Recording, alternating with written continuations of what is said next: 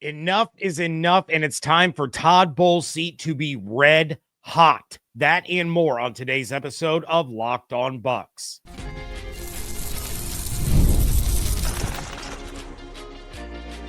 You are Locked On Buccaneers, your daily Tampa Bay Buccaneers podcast. Part of the Locked On Podcast Network, your team every day. What's up, and welcome into this episode of Locked On Bucs, your daily podcast covering the Tampa Bay Buccaneers, part of the Locked On Podcast Network, now the #1 sports podcast network. I want to thank you for making Locked On Bucs your first listener view every day. Don't forget you can subscribe or follow for free on YouTube or wherever you get your podcasts. I am your host, James Yarcho, at @JYarcho_Bucs on Twitter, credential member of the media covering your Tampa Bay Buccaneers, here with you every Monday through Friday, along with the everydayers, and for that, want to share my appreciation for your continued support of the show. This episode is brought to you by FanDuel. If you want to be right in the middle of the action this season, visit FanDuel.com to place your NFL live bets all season long. Nothing but bad news about this Bucs team, and I'm going to get into player performances and playoff scenarios in a little bit, but we're not talking about the biggest moment in this game. We're not talking about the biggest takeaways. I have had plenty of time to think and process what we saw on Sunday. And the most glaring thing that I can say as a takeaway from this game is that Todd Bowles' seat needs to be on fire right now. You guys know I have been a staunch defender of Todd Bowles this season. There have been people calling for his job, for Josh Grizzard's job. I have defended them. The injury issues, which there are more of, and we'll talk about those in a little bit, they do have to play a factor in how you evaluate the team's performance. There are guys out there playing hurt. There are guys that you are relying on that haven't been on the field for most, if not all, of the season. But at some point, like Sunday, you cannot lean on that anymore. I don't care that this was a divisional game. The Saints are a bad football team. I don't care that Tristan didn't play. I don't care that Mike and Jalen didn't play. You should have been able to beat this team with Teddy Bridgewater at quarterback and sitting half your starters like it's week 18 and you clinch the 1 seed. What we witnessed on Sunday was inexcusable. It was pathetic and it's indefensible. You let the Saints go for 100% on third down conversions until their next to last possession in the second half. You left the middle of the field wide open for them all game long. This is on Todd Bowles, period. You cannot start this season 5-1 and then go 2-5 over the next 7 weeks. I don't care how many injuries you had. You simply cannot do that. And you especially can't do it in the fashion in which they have. You are spotting teams half the field because your kick coverage team is an absolute joke. You're in the bottom third of the NFL in converting first downs when you were the best team in the league last year. You're in the bottom 25% of the league on defense in allowing 3rd and 6 or more to be converted. The defense is Todd Bowles' forte. That's his area. And this defense is the worst that it has been since he arrived. This is Mike Smith, Lovie Smith trash. And the most baffling part of all of this is that you have talent. It wasn't homerism or hyperbole when I talked about this team being a legit Super Bowl contender coming into this season. It wasn't sour grapes or coping when I said after their loss to Philly in week 4 that the Bucs were the better team than the Eagles and just didn't get the job done. Those were true statements. You were 5-1 with the odds-on favorite for league MVP as your quarterback. This is a systematic problem. This is a team that no longer has any confidence whatsoever in itself. A team that does not have a killer instinct. A team that does not put fear in the hearts and minds of anyone that they line up against. This is a weak team that is leading a weak division simply because they started 5-1. I went on quite a tangent a couple years ago about Bowles after the way the Bucs collapsed and lost to the Houston Texans. Yesterday made that performance look like the 1985 Bears. You got cooked by Tyler Shuck, and not even his arm. He was 13 for 20 for 144 and no touchdowns. He beat you with his legs. You let him waltz in for a 34-yard touchdown untouched. Where was the defense? I'm still not out on Grizz. I'm not. I still don't think that we've seen what he's truly capable of as a play caller because of the injuries on the offensive side. But Bowles has had most, if not all, of his guys for most of the season. And the defense is getting worse by the week. You have Tyke and Antoine, who are outstanding safeties. You have Jamel Dean playing the best football he has ever played in his life. You have Vita in the middle. You have emerging rookies in Jacob Parrish and Elijah Roberts, with the jury still being out on Morrison because he's been hurt. But Levante's not that guy anymore.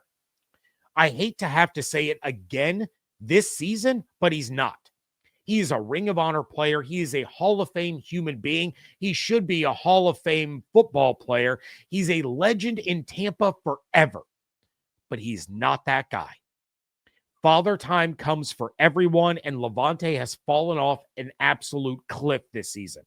Servassier Dennis, he's definitely not that dude either. He is not a starting caliber linebacker in the NFL.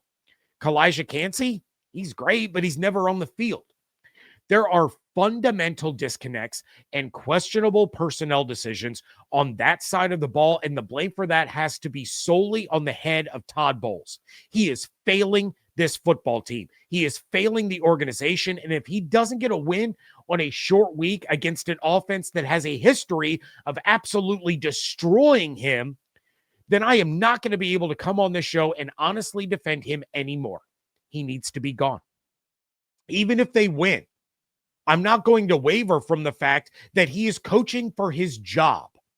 If you make the playoffs, and then you turn around and get bounced in the first round again, it's time to move on. You did it to Tony Dungy, and he was a better coach than Bowles is. I like Todd. I truly do. I don't want this to come across as I'm gunning for Todd Bowles because I dislike him. But just because he's well-liked by players, by people inside the building, by media members, does not mean that the Bucs can keep wasting the short window that they have to compete on a coach that's not getting the job done. Mike, Chris, Vita, Baker, they're not getting any younger. It's crap or get off the pot time. I don't think firing him in season is the answer. I said that before. I say it again. I still believe that it won't happen because, number one, the Glazers just don't do it. But on top of that, who are you going to elevate into his spot? Grizz? No, he's not ready for that. McGahee? The special teams coordinator? Absolutely not. We are at a point of no return. So let him finish and see if he can pull them out of this tailspin. But I have little to no confidence that he actually can.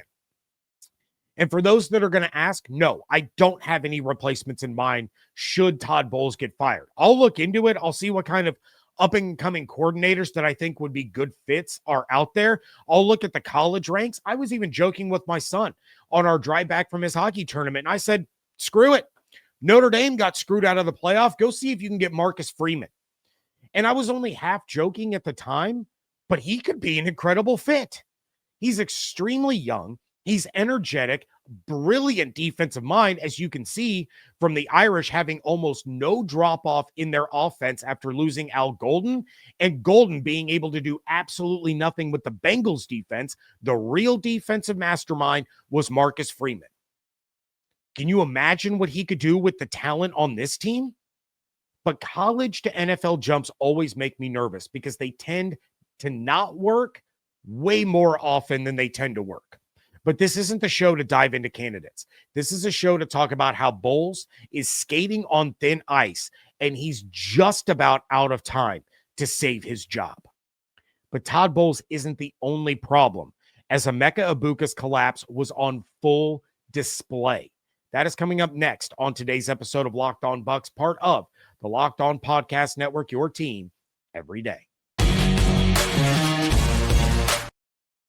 Holidays are officially here, which means gift hunting season is on. And if you want something meaningful, personal, guaranteed to get a reaction, Aura Frames is the gift that delivers every single time. It's not just something you wrap, it's a way to share memories because Aura isn't your average picture frame.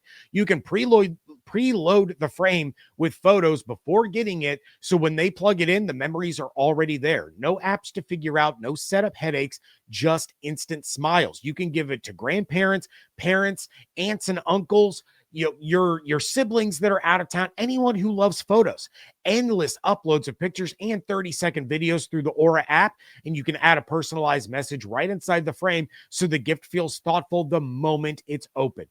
For a limited time, save on the perfect gift by visiting auraframes.com to get $35 off Aura's best-selling Carver matte frames, named #1 by Wirecutter by using promo code Locked On at checkout. That's AURA frames.com, promo code Locked On. This deal is exclusive to listeners and frames sell out fast, so order yours now to get it in time for the holidays. Support the show by mentioning us at checkout.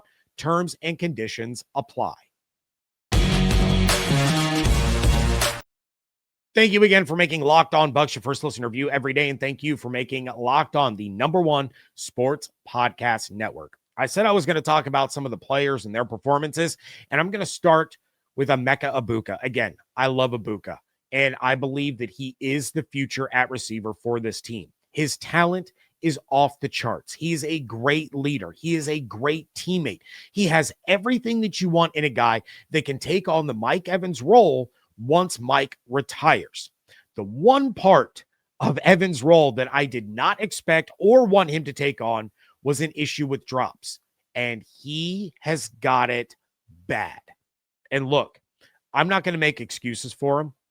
I said when I did my film review of him that he was Godwin-esque in his ability to catch the ball. He wasn't going to drop passes. Well, he now leads the NFL in drops this season with 10.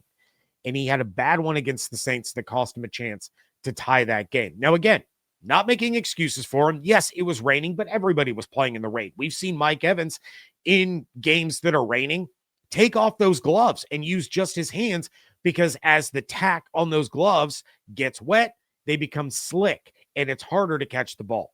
But that pass hit Egbuka square in the hands. He should have brought it in. Same time, it wasn't a good pass. Egbuka ran a gorgeous route, shook the DP out of his the DB out of his jock, got wide open, but he was looking for the ball over his left shoulder. That ball was thrown over his right. He tried to adjust in air while getting up to make the catch. It didn't work out. But that's a ball we expect him to catch. He expects himself to catch, and he did own it after the game. I realize that doesn't help the scoreboard, but man, Egbuka is snake bit right now. There's no other way to put it. He's had too many games where he's missed catches that he should have made, and now he's pressing. He's pressing the issue. It's like a basketball player that has gone cold from the outside, so they start passing up wide open threes because they're too inside their own head. It's become a mental problem. Same as we saw for Mike Evans early on in his career, and honestly, Mike has dropped more than a couple of passes every season that he should have brought in. I always laugh, and David and I used to joke all the time when the broadcasters would go, uncharacteristic drop for Mike Evans. And it's like, is it? Because he tends to have, a handful of those every single year. But this problem with Egbuka, it has to be addressed. I don't know how this gets fixed, but this is what some people would call the yips. You call it the yips in baseball. We call it yips when it's a kicker. Like you look at Younghoe Koo. He was nails. He got the yips. He's never recovered. The dude kicked the turf a week ago. It's Roberto Aguayo, who couldn't make an extra point. He's too inside his own head, and it's making him play well below the level that he is capable of. And we know that because we've seen the level that he is capable of. And I think Egbuka is going to be that top tier receiver the rest of his career. It's a problem that's compounding more and more every week, not just for Egbuka personally, but for the offense as a whole. You have to rely on him to make those catches, and he just isn't doing that right now. So I don't know how he gets pulled out of this funk. I don't know what it's going to take, if it's going to have to be one of those where he does make one tough catch, and now all of a sudden it's like the monkey's off his back, the weight is off his shoulders, and he can relax. Because right now he's really, really tense, and it's causing drops. But then you have Baker Mayfield. Guys, he's just not healthy. He is playing terrible football, and it's because he doesn't trust his protection, and he's not healthy. I'm guessing he's probably at about 40 to 50% right now. The oblique, the knee, the shoulder, all of it is affecting the way he's throwing the football. And because of internet issues, I missed the Friday preview episode, but I texted the insiders that my bold prediction was that Baker was going to go for an 80% completion rate and have no turnovers. He started 8 for 8 with a touchdown. He finished 6 for his last 22, and he threw a pick. 122 passing yards against that defense. And yes, drops played a factor in that, but his ball placement is bad. The interception, that was on Cam. I'm not putting that interception on Baker. He cut off the route, and the ball went to where Cam Johnson should have been, and instead it was a defender sitting back there. But Baker's struggling, guys. He's too stubborn and competitive to come out of the game. He's going to tough it out, and he's going to play through it the same way and for the same reason that he did in Cleveland, because he believes that he still gives the team the best chance to win. And he's probably right. And while I lay blame for the majority of the Bucs struggles right now at the feet of Bowles, it is still on the players who are on the field to execute. Baker's not doing that. Egbuka's not doing that. Otten, Shep, for the love of God, the special teams, they're not doing that. The offensive line is definitely not doing that. And now they've lost Bredesen again for probably the rest of the season. Because I'm not sure if you knew this. I'm no medical expert, but knees, if this is the front of your leg, knees are supposed to bend this way, not this way. It was a nasty injury. I hope he's okay. We don't have any official word about his status as of this moment. But if you lose Bredesen, that's not going to help Baker's confidence in the offensive line, because these backups are bad. The interior of the offensive line is a sieve, and it's affecting Baker. It's affecting him physically. It's affecting him mentally. It's affecting his timing. It's affecting his accuracy. All of this plays a role. But I said it at the top of the show, and I'm going to say it again now. That's not an excuse for losing to the 2-10 New Orleans Saints without Alvin Kamara, with Tyler Shuck as their quarterback. There is no excuse for that.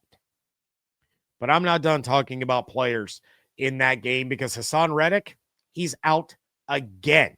That is coming up next on today's episode of Locked On Bucs. World Cup is coming back to North America for the first time since 1994, and with 48 teams for the first time ever, it's going to be massive. But let's be honest, getting tickets is usually the hardest part. That's why the Game Time app is clutch, finally giving fans a real advantage when it comes to snagging seats. With Game Time, you can track price drops in real time, get alerts when seats open up, buy tickets the moment they hit the app. It puts the power back in your hands and makes going to the World Cup realistic instead of impossible. Pick a game, tap a section, have your tickets locked within minutes. No confusion, no hunting for fine print. Prices include fees up front, which I love. There's no last second surprises at checkout. Take the guesswork out of buying World Cup tickets and every match, concert, or event with Game Time. Download the Game Time app, create an account, use code LOCKEDONNFL for $20 off your first purchase. Terms apply. Again, download the app, make an account, use code LOCKEDONNFL for $20 off. Swipe, tap, ticket, go, Game Time. NFL Sundays move fast, one big play, and suddenly everything feels different. That's what makes live betting with FanDuel so exciting. You're not just watching the game, you're reacting to it in real time. With FanDuel, you can place bets as the action unfolds. Every drive, every momentum swing, every highlight moment. Live betting is the best when the game starts to shift. A receiver gets hot, a defense tightens up, or their momentum flips after a turnover. There's live spreads and money lines adjusted instantly, and player props as guys begin to heat up or cool off. So if you want to be right in the middle of the action this season, visit FanDuel.com to place your NFL live bets all season long. FanDuel, the game moves fast, and so can you. Wrapping things up here on today's reaction episode of Locked On Bucs. And the Buccaneers lost Hassan Reddick to injury again on Sunday. No word yet on the severity or if he's going to miss time. I would venture to guess that the Bucs being on a short week means that Hassan Reddick probably is not going to play. And look, last week we talked about it. The pass rush against the Cardinals was far superior when Reddick was on the field compared to the previous weeks when he wasn't. But he's not doing enough individually to justify his contract or another one after this year. Reddick is going to be one and done with the Bucs, and that adds to the laundry list of positions that have to be addressed in the offseason, whether that's the draft or it's free agency. And Egbuka struggles that we just went over, that has only added fuel to the fire from the people that hated that pick to begin with. Not because of Egbuka, but because of the position. Because Reddick hasn't done enough this season, the linebacker spots are liabilities, the pass rush isn't getting home, and the Bucs passed on a lot of defensive talent to take Egbuka. Those same fans that were upset in April are upset again now. The way I look at it right now, your top three needs in the draft and or free agency are edge rusher, linebacker, and linebacker. Levante's retiring after this season. I am confident in predicting that. This is not me reporting it. This is not breaking news. This is not inside information. I'm just making a prediction based on what I'm seeing. Call it an educated guess. He has to know that he's lost more than a step, and it's time to walk away. I hate it because Levante has been a mainstay. He's been one of the most reliable players for the Bucs in the last 20 years. But at every point in an NFL player's career, they have to look at their performance and say that they just can't do it anymore. Voss ain't it. He's definitely not it. So you need two starting caliber linebackers right out of the gate. Yaya, he's great. He's a really, really solid Robin. You need Batman. You're probably going to need another corner unless the Bucs are the ones backing the Brinks truck up for Jamel Dean. Other than that, you have McCollum and Morrison, and right now you don't really know who either of them truly are. You need defensive line help because Cansey is not reliable, and I'm not sure that they're going to bring back Logan Hall. You need a tight end because as much as I love him, Cade Otton is not a game changer. He's a guy. He's just a guy. So that's edge rusher, two linebackers, corner, tight end. Then you need offensive line depth. Bredesen and Malk going down this season, it killed your offense. Worse than Gedeke missing time, it killed your offense. When your starters are out there, you're great. The Bucs, with all five starters on the field, have one of the best offensive lines in football. You have zero reliable depth behind them. Mike Jordan is not good. Charlie Heck is not good. Dan Feeney is not good. Finally, you need another running back. Rashad, to me, he's as good as gone. He's going to go somewhere that's going to give him RB1 work. It's going to give him RB1 opportunity. That's not Tampa. Bucky is your guy. So to bring this full circle, yes, I believed that this was a Super Bowl caliber roster, and I absolutely will not back off of that. Because I truly, in my heart of hearts, in my football brain, I believe that that is the God's honest truth. However, the offense is not scoring anywhere close to what we expected them to score. They are not as efficient as we believed they were going to be. The defense cannot mask its blemishes anymore, and you need upgrades at all three levels. But the true problem with this roster is the fact that the depth was not good enough to sustain you while key players miss time. Evan brought it up, before the season, during the beginning of the season, that when you look at their starters, he loved this team.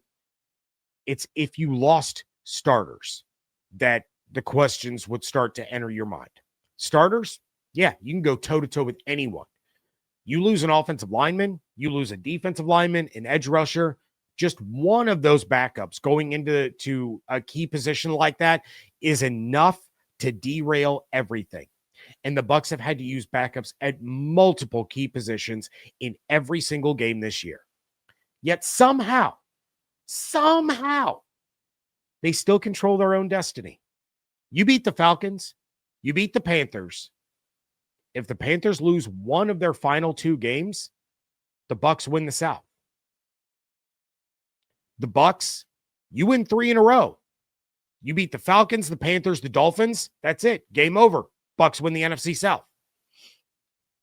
So Bowles has a chance here to get this team playing the right way, to get them out of this funk, to get them competitive and playing to their capabilities. And he's going to win another division crown. But depending on how they do in that playoff game is going to mean a lot when it comes to his and a lot of these players' futures. Because making the playoffs, it's not good enough anymore. You have severely underachieved with this roster. Even with the injuries, it has been disappointment after disappointment in these performances and these outcomes. The team is better than what they're showing on the field. And when you know that, when you have evidence of that, then you have to start at the top. And that's Todd Bowles. Want to thank you for tuning in to today to Locked On Bucs. We are going to dive more into reactions to the loss against the Saints on tomorrow's episode. Bowles is going to speak to the media. I'm sure we will have plenty of interesting things to react to there. Make sure you subscribe and follow Locked On Bucs so you get all the latest episodes. You could do that on YouTube or wherever you get podcasts. Follow on Twitter at Locked On Bucs, at @Yarcho_Bucs, Instagram and TikTok at Locked On Bucs, both of those places. Did Locked On Bucs make your Spotify Wrapped? Prove it on social media to secure a free month of our brand new Everydayer Club.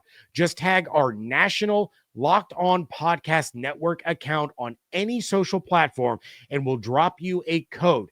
Be one of the first to join the Everydayer Club and get your favorite show ad-free and exclusive access to the members-only Discord channel. For those of you on video, we send you to the first ever 24/7 national NBA YouTube channel. On audio, make sure your second listen is at Locked On NFL. Hope you all have an absolutely outstanding day. Stay safe, stay healthy, fire the cannons. Want to thank you so much for joining me right here on Locked On Bucs, part of the Locked On Podcast Network, your team every day.